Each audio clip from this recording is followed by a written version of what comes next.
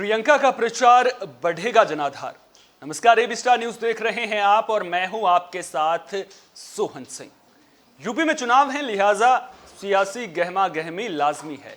सियासी पार्टियों ने चुनाव में जीत दर्ज करने के लिए पूरी ताकत झोंक दी है, लेकिन लखीमपुर हिंसा को लेकर प्रियंका गांधी जिस तरह से एक्टिव नजर आ रही हैं, उसके बाद सियासी गलियारों में सवाल उठने लगे हैं कि क्या इसका फायदा कांग्रेस पार्टी को मिलेगा।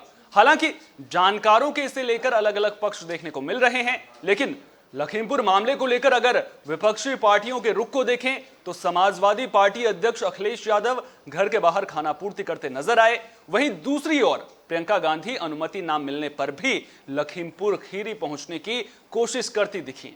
उन्हें पुलिस ने सीतापुर में पीएसी गेस्ट हाउस में हिरासत में भी रखा, लेकिन उन्होंने वहां से भी आवाज उठाई, मौन व्रत रखा, मृतक किसानों की अंतिम अरदास में शामिल हुई। साफ है कि प्रियंका ने लखीमपुर मामले को भुनाने में कोई कोर-कसर नहीं छोड़ी है, जिसकी वजह से कांग्रेस कार्यकर्ताओं में भी जोश देखने को मिला है। आपको याद होगा कि हाल ही में प्रशांत किशोर ने एक ट्वीट के जरिए कहा था कि अगर लखीमपुर मामले के बाद कांग्रेस पार्टी सोच रही है कि वो वापसी कर लेगी तो ऐसा मुश्किल है। दरअसल प्रियंका के लिए यूपी की डगर चुनौतियों से भरी होने वाली है। आखिर प्रियंका और कांग्रेस के सामने यूपी में बड़ी चुनौतियां क्या हैं? पहले ग्राफिक्स के जरिए उन चुनौतियों को समझ लेते हैं। अगर प्रियंका इन चुनौतियों से पार पा लेती है तो फिर तो क्या ही कहने, लेकिन इन चुनौतियों से पार पाना कांग्रेस के लिए कतई आसान नहीं होने वाला।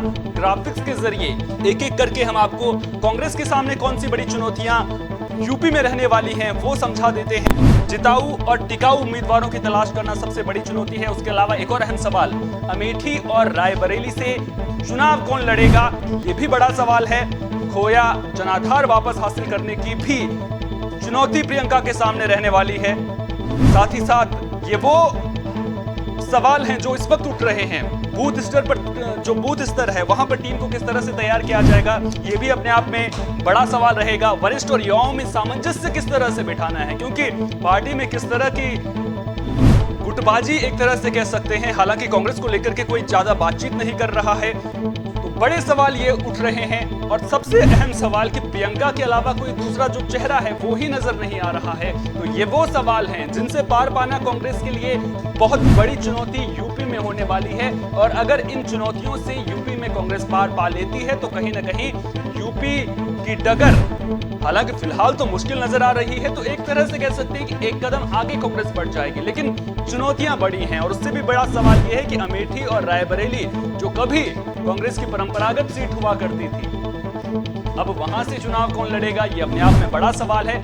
क्या कांग्रेस यूपी में प्रियंका को चेहरा बना सकती है, ये भी बड़ा सवाल है, क्योंकि प्रियंका को अगर कांग्रेस चेहरा बनाती है तो उसके बाद क्या कार्यकर्ता मानेंगे, क्योंकि कार्यकर्ताओं के मन में कई तरह के सवाल उठते हुए भी हमने देखे हैं। अगर राहुल गांधी की बात करें तो राहुल गांधी को आगे करके हाल के चुनावों में कांग्रेस नजर आई है, लेकिन जब से पार्टी ने महासचिव प्रियंका को यूपी में बनाया है उसके बाद से उनके कंधों पर जिम्मेदारी बढ़ी आई है। और जिम्मेदारी अगर बढ़ी है तो फिर चुनौतियों का सामना करने की जिम्मेदारी भी उनके कंधों पर रहेगी। और इन चुनौतियों से कैसे पार पाना है, इसके लिए उन्हें सोच विचार करना होगा, मंथन करना होगा, और मंथन करके सटीक जवाब तलाशना बेहद जरूरी है। और जो उम्मीदवार हैं वो कौन होंगे उसको लेकर के भी सवाल बड़े कांग्रेस के सामने खड़े हो रहे हैं।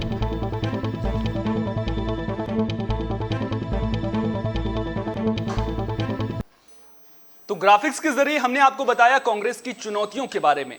अब बात कर लेते हैं कांग्रेस के उस प्लान की भी जिसके जरिए कांग्रेस यूपी फतह करने की कोशिश कर रही है। दरअसल हम बात कर रहे हैं कांग्रेस के एबीसीडी प्लान की। आखिर कांग्रेस का एबीसीडी प्लान क्या है, ग्राफिक्स के जरिए आपको बता देते हैं। ग्राफिक्स के जरिए आपको एक एक करके कांग्रेस के इस प्लान के बारे में बताएंगे। सबसे पहले एक कैटेगरी की बात कर लेते हैं, 100 ऐसे उम्मीदवार जो अपने दम पर चुनाव जिता सके। 40 ऐसे उम्मीदवारों की तलाश कांग्रेस पार्टी को रहेगी एक कैटेगरी में।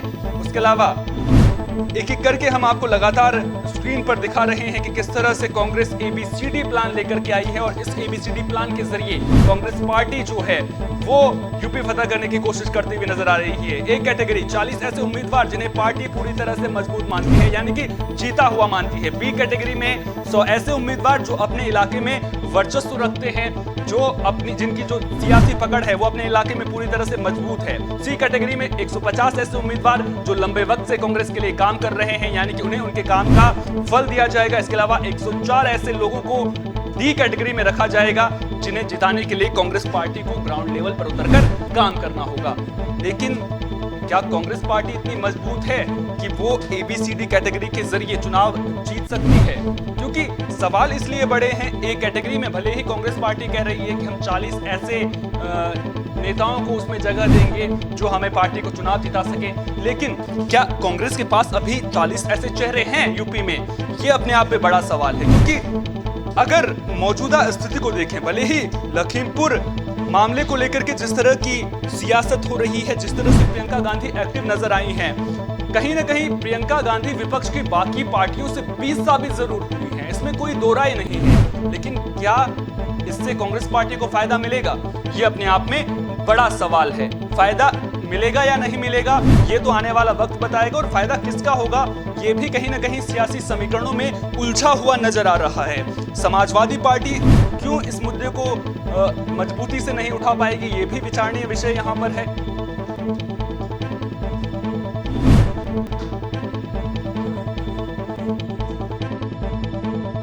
पार्टी क्यों इस मुद्दे को गंभीरता से नहीं उठा पाई? क्यों अखिलेश यादव केवल घर में पहले हाउस अरेस्ट रहे, उसके बाद जब घर से बाहर निकले तो धरने पर बैठ गई, वहीं से उन्हें हिरासत में ले लिया गया? क्यों उन्होंने पहले प्रतिबद्धता नहीं दिखाई? ये अपने आप में बड़ा सवाल है। वहीं दूसरी तरफ कांग्रेस पार्टी जिस तरह से एक्टिव नजर आई है, तो अब जो सियासत है वो पल पल बदल रही है, क्योंकि यहां पर बात यूपी की राजनीति की है, और जब बात यूपी की राजनीति की होती है तो वहां पर दशा और दिशा तय होती है एक पार्टी की। और जिस तरह से कांग्रेस ने जनाधार पिछले सालों में खोया है, आपको एक तस्वीर याद होगी कि किस तरह से वाल्मीकि बस्ती में प्रियंका गांधी झाड़ू लगाती हुई भी नजर आई थी। अब पहले जो दलित वोट बैंक था, कहीं ना कहीं कांग्रेस का परंपरागत वोट बैंक माना जाता था, लेकिन जैसे जैसे चुनाव बीते, वैसे वैसे जैसे जैसे साल बीते, वैसे वैसे जो कांग्रेस का ये परंपरागत वोट बैंक था वो उसके हाथ से खिसकता चला गया। 2007 में जो दलित वर्ग था उसने बीएसपी को वोट दिया। उसके बाद पिछले अगर 2017 के चुनावों की बात करें तो बीजेपी के साथ में जब स्वच्छता मिशन कार्यक्रम चलाया गया, इस तरह के अभियान बीजेपी सरकार के द्वारा चलाए गए, तो बीजेपी के साथ में ये वोट बैंक जुड़ा। अब प्रियंका गांधी एक बार फिर से वाल्मीकि बस्ती में झाड़ू लगाती हुई नजर आई थी, तो क्या इससे कोई फायदा कांग्रेस को होने वाला है? क्या एक बार जिस वोट बैंक, अगर मैं दलित वोट बैंक की बात करूं, तो क्या वो एक बार फिर से कांग्रेस पार्टी पर भरोसा जताएंगे? ये अपने आप में बड़ा सवाल है, और कांग्रेस के लिए रहा मुश्किल इसलिए भी होने वाली है क्योंकि पार्टी को सबसे पहले संगठन को मजबूत करना होगा, क्योंकि प्रियंका गांधी के अलावा कोई दूसरा चेहरा नजर नहीं आ रहा है। अब बात अजय कुमार लल्लू की कर लीजिए, जो कांग्रेस के प्रदेश अध्यक्ष हैं। आपको याद होगा कि जब प्रदेश अध्यक्ष का चुनाव वहां पर कांग्रेस पार्टी को करना था तो उसको लेकर के भी कई तरह के नाम सामने आए थे। उसके बाद सबको दरकिनार कर अजय कुमार लल्लू को जो है प्रदेश अध्यक्ष बना दिया गया था, और इसी बात से जो है जितिन प्रसाद उस वक्त नाराज हो गए थे, वो अब बीजेपी के साथ में हैं। दूसरी तरफ क्या कांग्रेस पार्टी किसी ब्राह्मण चेहरे को आगे कर सकती है? क्योंकि ब्राह्मणों की जिस तरह से एक तरह से बताया जा रहा है कि बीजेपी से नाराज चल रही है, उसका फायदा उठाने की कोशिश जो है वो कांग्रेस पार्टी कर सकती है। लेकिन कांग्रेस अपनी चुनौतियों से कैसे निपटेगी, इस पर कहीं ना कहीं कांग्रेस को काम करने की जरूरत है। जो जनाधार कांग्रेस ने खोया है उसको कांग्रेस कैसे मजबूत करेगी, यह अपने आप में बड़ा सवाल है। पार्टी ऐसे नेताओं को कहां से लाएगी जो पार्टी को जीत दर्ज करा सकें, जो टिकट पर जीत हासिल कर सकें, यह अपने आप में बड़ा सवाल है। और इन सवालों के जवाब तलाशना प्रियंका गांधी के लिए किसी बड़ी चुनौती से कम नहीं होने वाला है। अब बात कांग्रेस के प्लान की भी कर लेते हैं। जिस तरह से चर्चा चल रही है कि कांग्रेस एबीसीडी प्लान के जरिए जो है यूपी फतह करेगी, लेकिन सवाल वही उठ रहा है कि जब आपके पास, आप बात तो कर रहे हैं कि हम इतने चेहरे इस कैटेगरी में डालेंगे, इतने चेहरे इस कैटेगरी में डालेंगे, लेकिन आपके पास चेहरे कहां हैं? अब डी कैटेगरी की बात करें तो डी कैटेगरी में कांग्रेस पार्टी कह रही है कि हम उन चेहरों के लिए ग्राउंड लेवल पर काम करेंगे जिन्हें जीत दर्ज कराने के लिए ग्राउंड लेवल पर जो है वो एक तरह से काम किया जाएगा। लेकिन क्या कांग्रेस पार्टी को अपने हर उम्मीदवार को जीत दिलाने के लिए ग्राउंड लेवल पर काम करने की जरूरत नहीं है? यह अपने आप में बड़ा सवाल है। और अगर कांग्रेस पार्टी इन चुनौतियों से पार नहीं पाएगी तो फिर दिक्कतें कांग्रेस पार्टी के लिए बढ़ेंगी। लेकिन इसका फायदा किसको मिलेगा, यह भी अपने आप में बड़ा सवाल है। क्या कांग्रेस पार्टी इतनी मजबूत है कि वो बीजेपी से सीधा मुकाबला कर सकती है? क्योंकि जिस तरह से विपक्षी पार्टियां बंटी हुई नजर आ रही हैं, उसका फायदा कहीं ना कहीं दूसरी तरफ बीजेपी को होता हुआ नजर आ रहा है, क्योंकि जो वोट बैंक है वो कहीं ना कहीं बंटता हुआ नजर आ रहा है।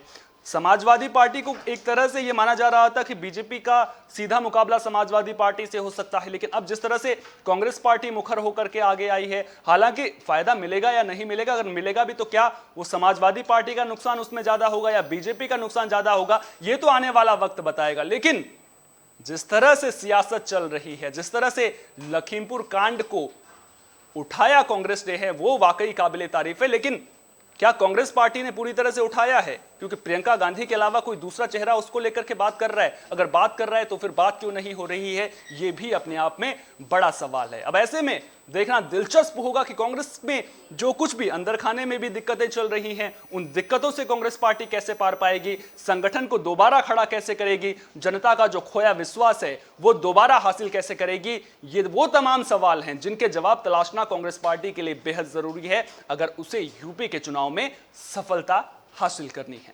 फिलहाल के लिए खास पेशकश में इतना ही। दीजिए इजाजत, नमस्कार।